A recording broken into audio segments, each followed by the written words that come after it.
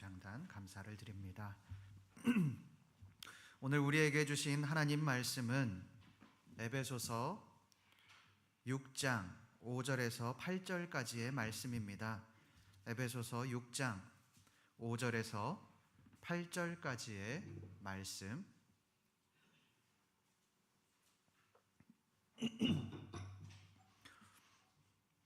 저와 여러분들이 한 절씩 교독하시겠습니다. 종들아, 두려워하고 떨며 성실한 마음으로 육체의 상전에게 순종하기를 그리스도께 하듯 하라.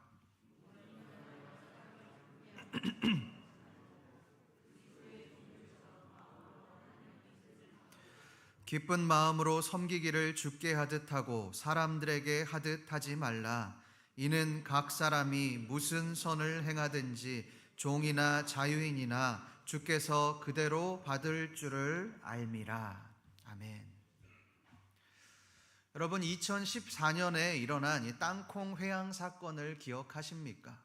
이 사건은 이 대한항공 부사장이었던 조현아 전 부사장이 뉴욕발 대한항공 1등석에서 땅콩 초콜릿을 봉지채 가져다 준 그 승무원의 서비스를 문제 삼아 난동을 부리고 또 이륙을 위해 이동 중이었던 항공기를 되돌리고 수석 승무원을 비행기에서 내리게 하면서 온 국민의 공분을 샀던 그런 사건입니다.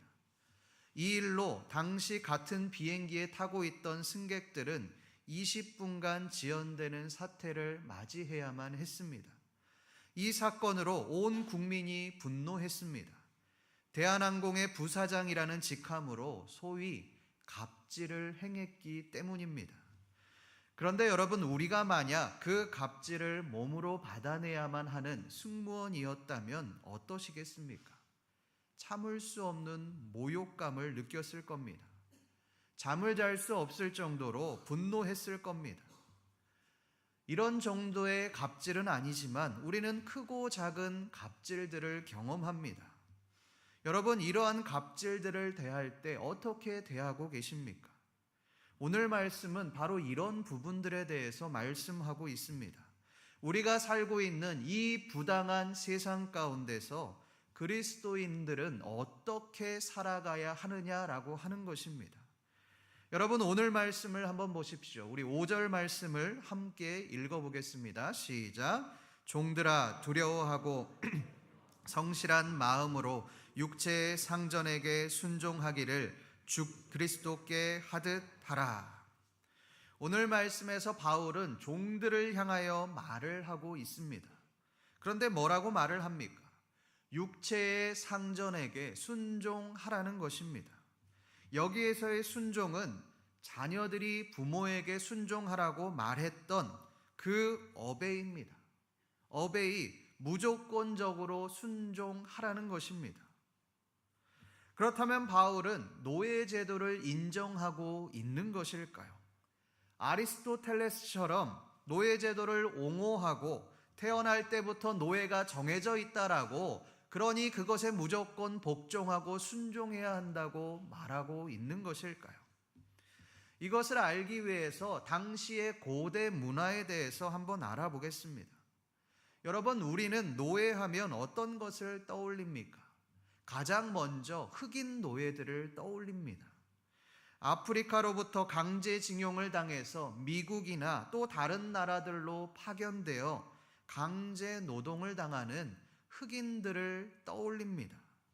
실제로 유럽에서 정복전쟁을 할 당시에 식민지에서 일할 노동력들이 대거 필요했기에 유럽의 강대국들은 아프리카 지역의 흑인들을 노예로 들여와서 그 노동력을 착취했습니다.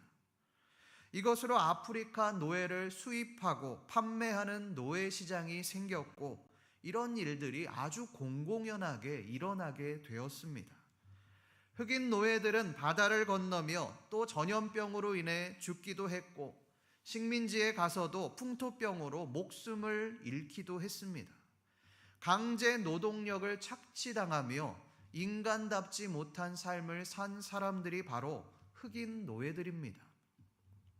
그런데 당시 고대 문화에서 노예는 우리가 아는 흑인 노예가 아닙니다.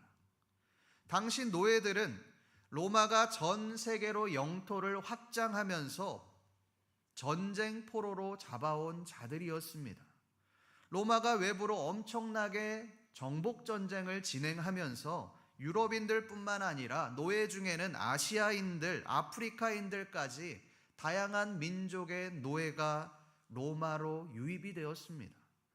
이 노예들은 농업과 같은 단순 노동뿐만 아니라 교사, 회계사 등 다양한 분야에서 노동을 했습니다. 로마는 이 노예들에게 절대적으로 의지했습니다. 당시 로마에서 노예의 인구는 약 30에서 40% 정도였다고 합니다. 이렇게 엄청나게 많은 사람들이 노예의 삶을 살았다라고 하는 것입니다. 여러분, 이것이 의미하는 바가 무엇이겠습니까?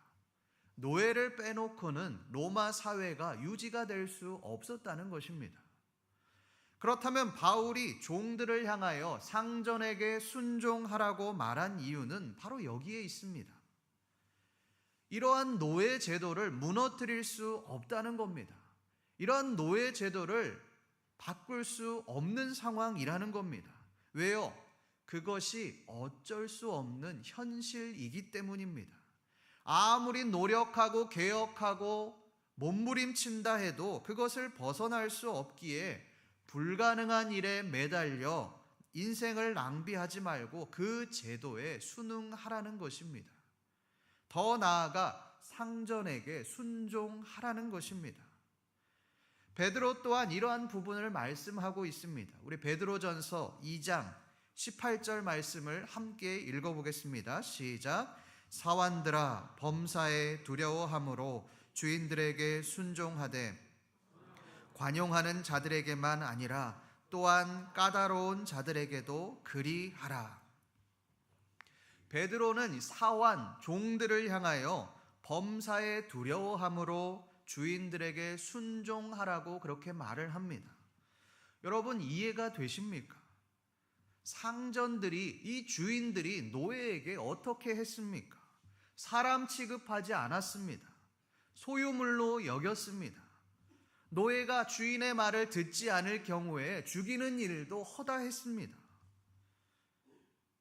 여러분, 노예로 태어난 것이 무슨 죄가 있습니까? 왜 이런 취급을 받아야만 합니까? 성경적이지도 기독교적이지도 않습니다. 그런데 베드로는 주인들을 향하여 그냥 순종하라고 말하지 않습니다. 두려워함으로 순종하라고 그렇게 말을 합니다. 오늘 말씀에서 바울 또한 주인들을 향하여 두려워하며 떨며 육체의 상전에게 순종하라고 그렇게 말을 합니다. 여러분, 바울이 왜 이렇게 말을 할까요? 바울 또한 당시 사람들과 같이 노예를 사람 취급하지 않고 물건으로 생각하는 것일까요? 그렇지 않습니다. 여러분, 오늘 말씀 5절 말씀의 하반절 말씀을 한번 보십시오. 그리스도께 하듯 하라 라고 그렇게 말을 합니다. 여기에서 두려워하며 떨며 라는 말은 주인을 향하여 두려워하고 떨라는 말이 아닙니다. 그리스도를 향하여 두려워하며 떨라는 말입니다. 이 말이 무슨 말입니까?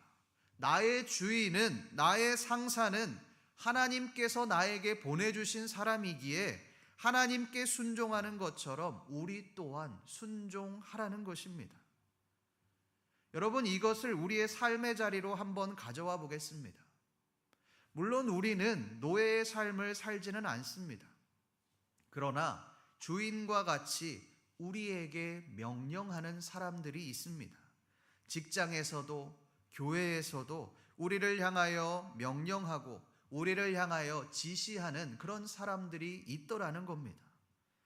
그 사람들을 대할 때 어떤 마음이 듭니까?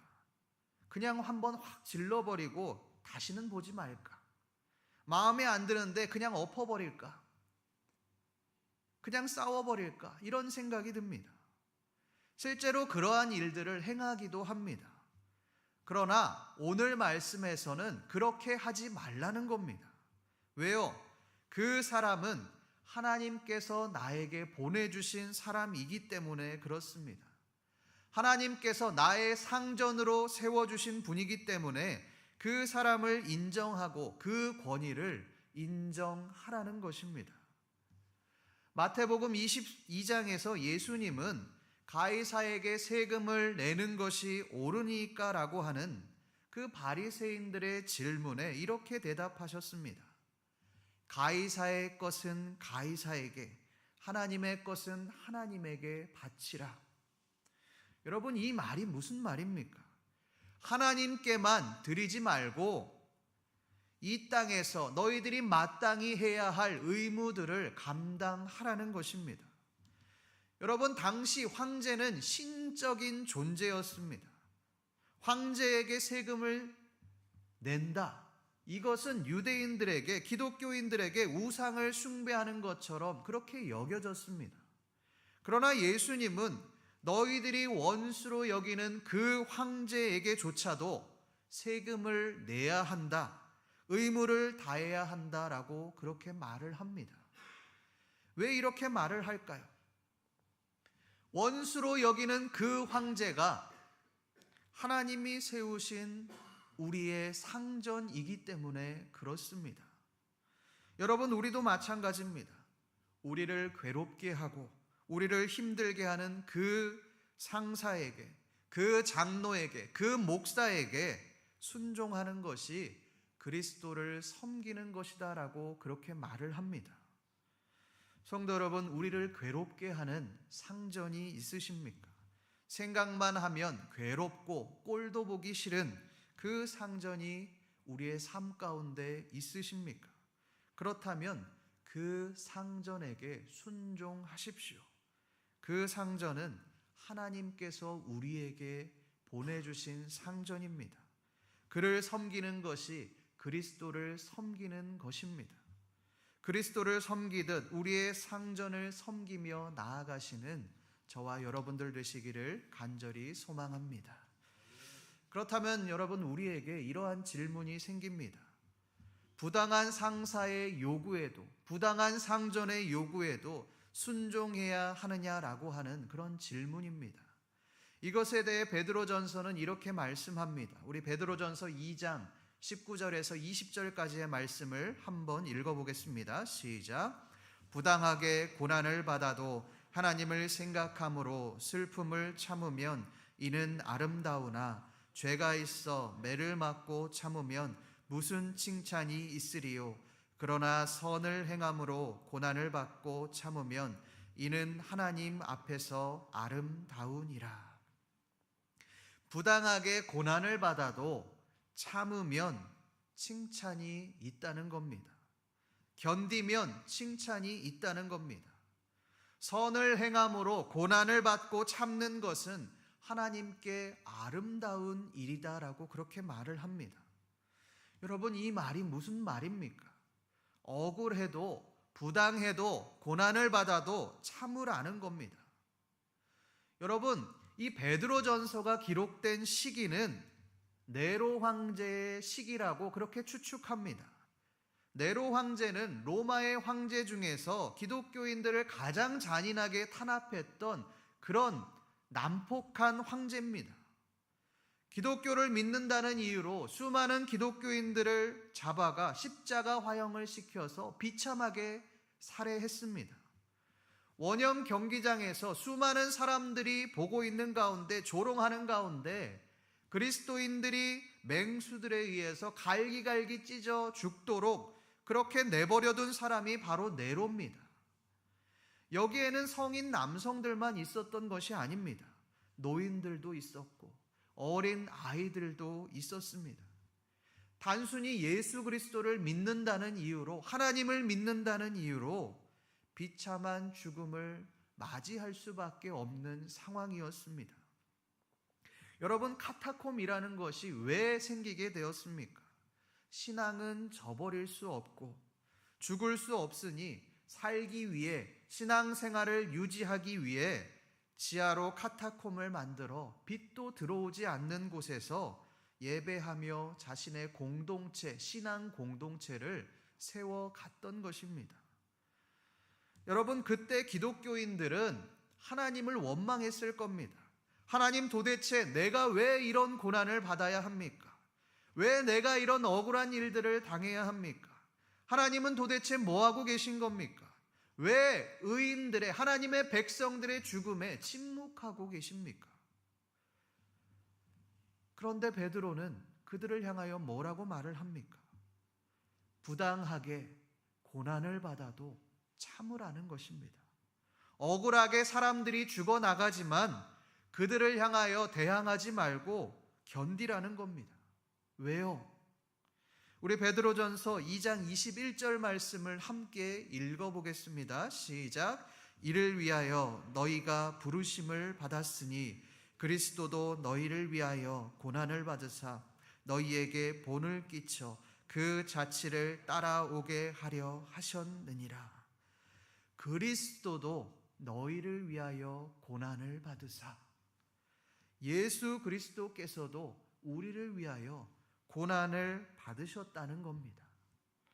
여러분, 예수 그리스도가 십자가상에서 당한 그 고난은 그냥 고난이 아닙니다. 그 어떤 고난보다도 억울한 고난입니다.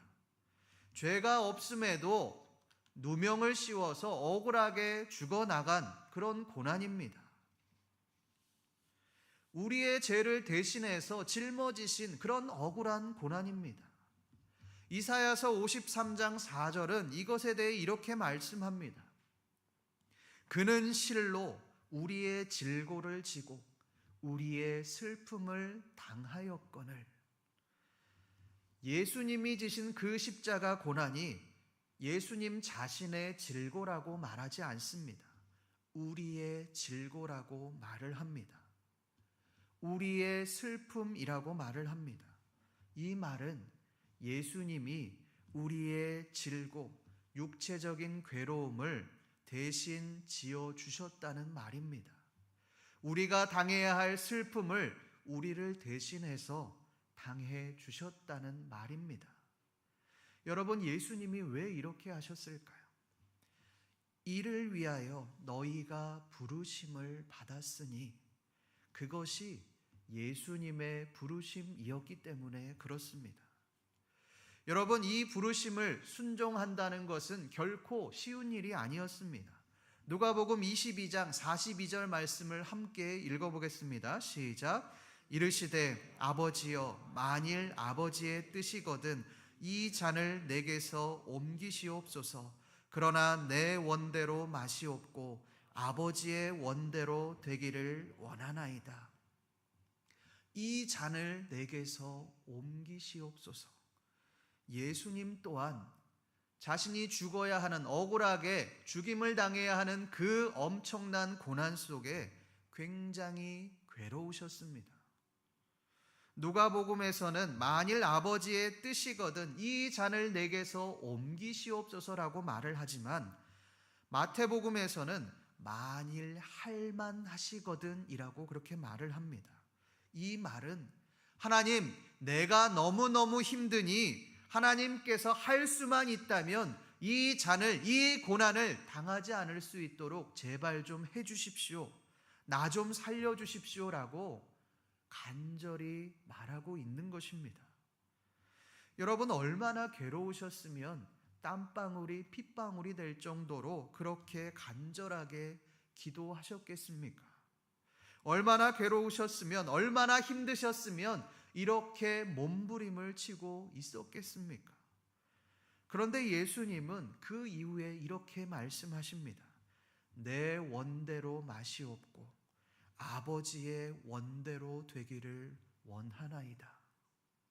내 원, 내가 원하는 대로가 아니라 하나님 아버지께서 원하는 대로 내게 행하길 원한다는 것입니다. 여러분, 예수님이 이렇게 고백할 수 있었던 이유가 무엇일까요?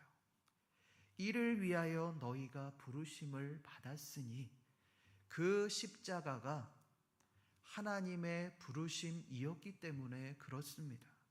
자신의 생명을 억울하게 내어주는 것이 하나님께서 예수님을 부르신 목적이었기 때문에 그렇습니다. 여러분, 우리도 마찬가지입니다. 하나님이 우리에게 육체의 상전에게 순종하라고 말하는 이유가 무엇입니까?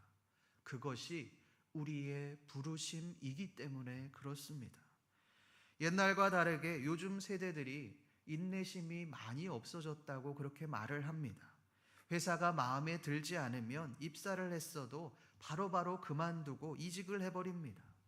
물론 대기업이나 회사에서 사람들의 단물을 빼먹고 버리는 그 부속품으로 생각하는 것이 한 몫을 할 것입니다. 그러나 자세히 살펴보면 이러한 부분과 상관없이 내가 회사가 마음에 들지 않으면, 사람이 마음에 들지 않으면 바로 그만둬 버리는 그런 경우들이 많이 있습니다. 상사가 조금만 힘들게 하면 회사를 그만두고, 또 어려운 일이 생기면 책임질 생각을 전혀 하지 않고 바로 그만둬 버립니다. 그 책임을 다른 사람에게로 떠넘겨 버립니다. 여러분, 이것은 부르심을 받은 자들의 모습이 아닙니다. 우리가 부르심을 받은 곳은 비단 교회뿐만이 아닙니다. 우리의 일터 또한 하나님의 부르심을 받은 거룩한 장소입니다. 우리가 만나는 모든 사람들이, 우리가 관계하는 모든 모임들이 부르심을 받은 거룩한 장소라고 할 수 있습니다. 그렇다면 우리는 그곳에서 우리의 사명을 감당해 나가야 하는 것입니다. 최선을 다해 우리에게 맡겨진 일들을 성실하게 감당해 나가야 하는 것입니다. 이것을 통해 우리를 만나는 모든 사람들에게 예수 그리스도의 빛과 생명을 전해야만 하는 것입니다. 바울은 이것에 대해 이렇게 말씀합니다. 오늘 말씀 6절 말씀을 함께 읽어보겠습니다. 시작. 눈가림만 하여 사람을 기쁘게 하는 자처럼 하지 말고 그리스도의 종들처럼 마음으로 하나님의 뜻을 행하고. 눈가림만 하여 사람을 기쁘게 하는 자처럼 하지 말고, 눈속임으로 그렇게 말로 때우지 말라는 겁니다. 눈속임으로 사람을 속여서 내가 원하는 것을 얻어내지 말라는 것입니다. 군대에 가는 그런 청년들에게 가장 많이 하는 말이 있습니다. 그것은 적당히 해라는 말입니다. 너무 잘해서도 안 되고, 너무 못해서도 안 돼. 너무 잘하면 고생만 많이 하고, 너무 못하면 무시를 당하니 그냥 적당히만 하면 돼라고 말하는 것입니다. 여러분, 그냥 눈치껏 하면 돼라고 하는 이 말 속에는 뭐가 있는 겁니까? 사람이 있는 겁니다. 저 사람의 비유만 잘 맞추면 된다. 저 사람이 원하는 것만 잘 파악해서 내가 얻어낼 수 있는 것만 얻어내면 된다라고 말하고 있는 것입니다. 실제로 사역을 하다 보면 사역자의 세계에서도 이런 말들이 존재합니다. 담임 목사님의 비위만 잘 맞추면 돼. 수석 목사님의 비위만 잘 맞추면 사역을 편안하게 할 수 있어. 종종 목사님들 중에 이런 말을 공공연하게 하는 경우들이 있습니다. 실제로 이런 말들을 많이 들었습니다. 여러분, 사역이라고 하는 것이 사람의 비위를 맞추기 위해 하는 것입니까? 사람의 눈치 보려고 사역을 하는 것입니까? 아닙니다. 사역이라는 것은, 사역자라고 하는 것은 하나님께서 세워주신 것입니다. 하나님이 세워주셨으면 사람이 아니라 하나님이 무엇을 원하시는지에 초점을 맞춰야 합니다. 왜 사람의 비위를 맞추고, 왜 사람의 눈치를 보며 사역을 해야 합니까? 왜 하나님이 아니라 사람에게 더 주목을 하고 있느냐라고 하는 것입니다. 이런 사람들은 성실하게 사역을 감당하지 않습니다. 평소에는 성실하게 하지 않다가 사람들이 나를 보고 있을 때만, 담임 목사님이 나를 볼 때만 자신이 열심히 사역하고 있다는 것을 어필합니다. 왜요? 그래야 내가 인정받을 수 있기 때문에 그렇습니다. 여러분, 우리도 마찬가지 아닙니까? 사회생활은 줄을 잘 타야 돼, 라인을 잘 타야 돼, 그렇게 말을 합니다. 소위 싸바싸바를 잘해서 비를 잘 맞춰야 그 사람이 원하는 것이 무엇인지를 정확하게 간이고 쓸개고 다 내어줄 수 있어야 성공한다라고 그렇게 말을 합니다. 승진이 보장되어 있다고 그렇게 말을 합니다.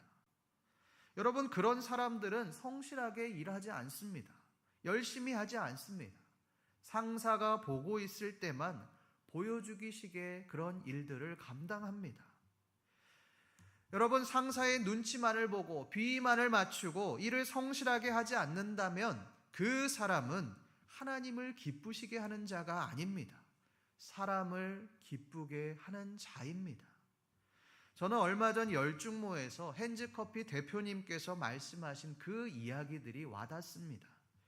그분이 선교국에서 식사를 하며 이런 이야기를 하셨다고 합니다. 그리스도인은 누구보다 더 성실해야 합니다. 누구보다 더 열심히 삶을 살아내야만 합니다. 교회 카페라고 해서 대충 집사님, 권사님들 세워서 열심히 하지 않고 은혜로 덮으면 안 됩니다. 세상보다 더 열심히 성실하게 제대로 해야 합니다. 여러분, 이 말의 뜻이 무엇입니까? 그리스도인이라고 해서, 교회라고 해서 대충 하지 말라는 겁니다. 은혜라는 말로 다 덮어버리지 말라는 것입니다.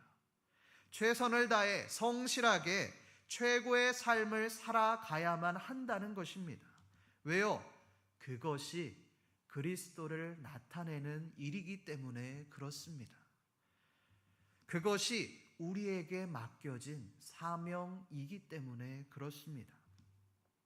얼마 전 찬양 사역자이셨던 이 김상훈 목사님께서 54세의 젊은 나이로 소천하셨습니다. 이분은 30년간 찬양 사역을 하며 심장 질환으로 심장이 일반 사람들의 10%만 뛰며 고통스러운 날들을 보냈지만 살아생전 죽기 전까지 끝까지 찬양 사역을 감당하셨던 그런 사역자입니다. 그리고 그 자신의 이야기를 담은 고물심장이라는 그런 곡을 작곡하셨습니다. 그 가사의 일부를 잠시 읽어드리겠습니다. 느리고 또 약해서 아무것도 할 수 없는 내 심장이 당신을 만나 사랑으로 움직이죠. 금방이라도 멎을 고물 같은 심장이 당신의 사랑으로 뛰네. 내가 숨쉬는 것도 내가 서 있는 것도 기적이기에 당신은 나의 기적입니다. 무엇도 할 수 없어 아무것도 할 수 없는 나를 들어 쓰시는 당신의 심장을 내게 주시네. 나를 쓰시는 당신을 위해서 수없는 그 고통도 나를 웃게 하시는 주님을 찬양해. 이 김상훈 목사님이 살아생전 투병 중에 CBS와 인터뷰하신 그 내용이 제 마음을 울렸습니다. 그분이 이렇게 말씀하셨습니다. 하나님께서 저에게 죽을 때까지 찬양하라고 마음속에 응답을 주셨습니다. 그런데 저는 하나님 앞에 이렇게 대답했습니다. 하나님, 싫습니다. 나는 죽을 때까지 찬양하지 않겠습니다.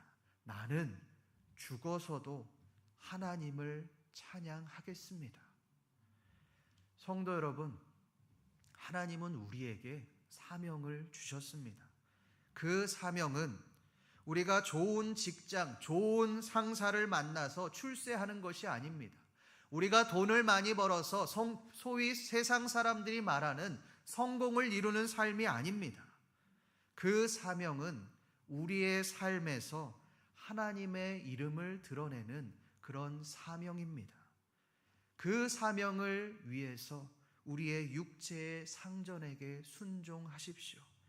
우리에게 주어진 환경에서 최선을 다하십시오. 억울해도 힘들어도 그렇게 순종하며 나아갈 때 하나님의 영광이 우리를 통해서 나타나게 될 것입니다.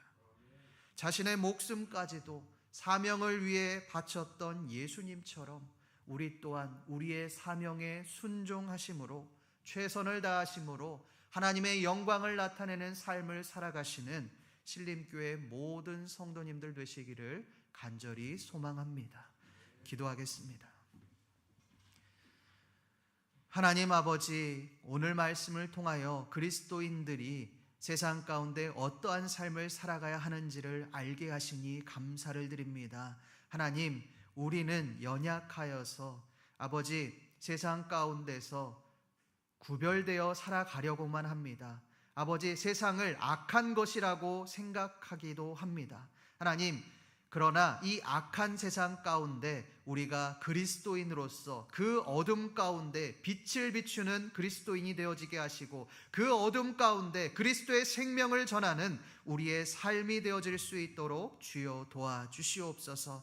감사드리며 살아계신 우리 주 예수 그리스도의 이름으로 기도드립니다. 아멘.